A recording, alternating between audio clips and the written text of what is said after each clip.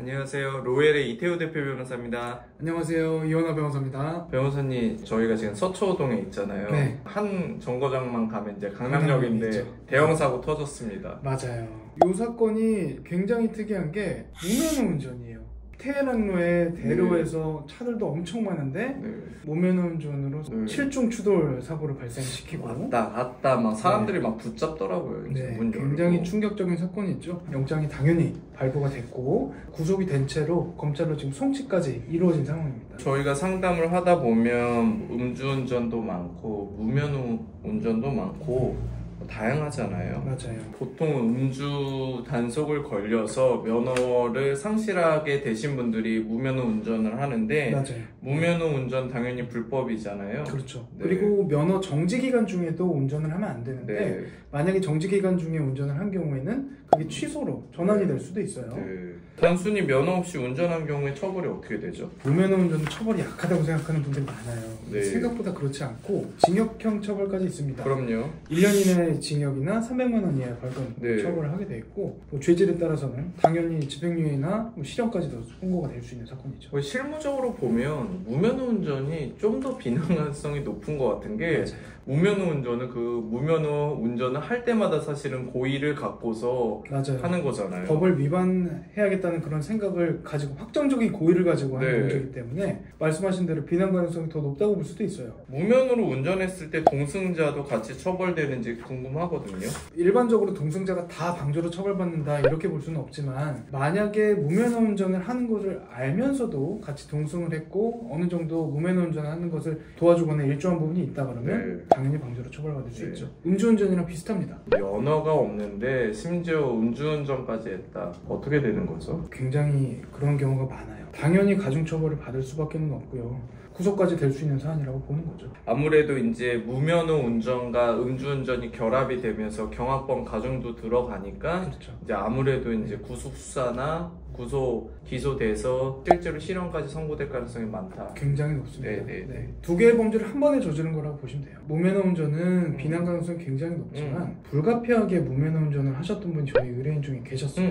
그 당시 자기 딸이 임신해서 만삭 상태였는데 너무나도 몸이 안 좋고 급한 상태에서 아무도 운전을 할 수가 없는 상태였던 거예요. 긴급 피난이라든지 네네. 이런 부분들을 또 주장해서 빠져나갈 여지도 있습니다. 그런 부분도 한번 생각을 해보면 좋을 것 같고, 강남역 사건은 제가 이제 언론 인터뷰 같은 걸 보니까 어머님도 딸의 그 범죄 사실을 다 인정하고 네.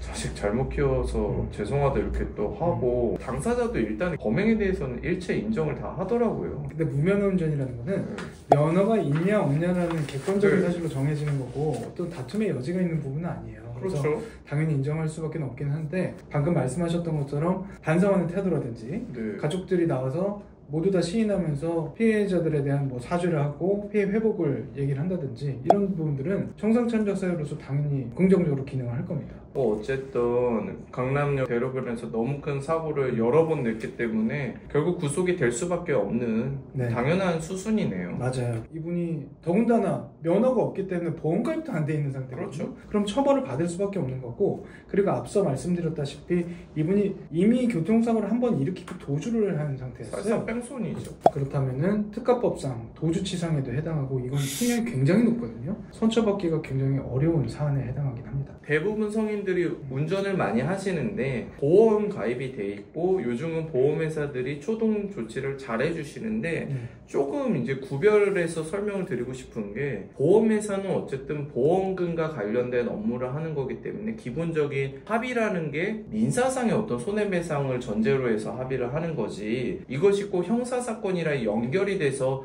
뭐 처벌불원서를 대신 보험회사 직원이 받아주거나 이런 거는 아니잖아요. 그렇죠. 피해 배상을 한다는 의미고 보험금이 지급된다는 거지 형사합의까지 대신하는 건 아니거든요. 형사합의는 기본적으로 피해자들한테 용서받는 걸 전제로 하는 거예요. 네네. 근데 용서받지 못하고 피해 보상금만 지급을 했다고 하면 아직 형사합의에 대한 부분은 여전히 남아있는 거죠. 그래서 뭐 저도 최근에 상담한 이제 고객이 상당히 이제 회사에 높으신 분인데 그 합의금 관련해서 보험금 관련해서 아주 타이트하게 얘기를 하시는데 제가 봤을 때는 그분 지위에서는 보험금이나 합의금의 높고 낮음이 중요한 게 아니라 형사처벌을 얼마만큼 낮추는지가 관건인데 그 부분은 완전히 잘못된 개념을 갖고 있더라고요. 내가 얼만큼 피해를 줬기 때문에 얼마를 줘야 된다는 거는 방금 말씀하신 것처럼 민사적인 개념인 거고 형사적인 거는 내가 상대방한테 범죄 행위를 저질렀기 때문에 용서를 받는 개념입니다. 가지고 있는 지위라든지 아니면 신분이라든지 경제적인 능력이라든지 이런 거에 따라서 당연히 달라질 수 있죠. 그래서 뭐 마치 그 자동차 수리하는 사람들끼리의 무슨 도색면이 얼마고 약간 이런 관점에서 아 내가 눈탱이 맞는 것 같다 뭐 이런 식의 표현을 막 하시는데 그런 거랑 전혀 다르게 형사처벌을 받는다 그러면 사실 회사 임원 자리도 유지하기 어렵고 여러 가지 이슈들이 있거든요. 맞습니다. 그리고 거기서 형사합의가 안 되면 민사소송을 또 당할 수 있다는 거예요. 그 부분 반드시 생각하셔야 돼요.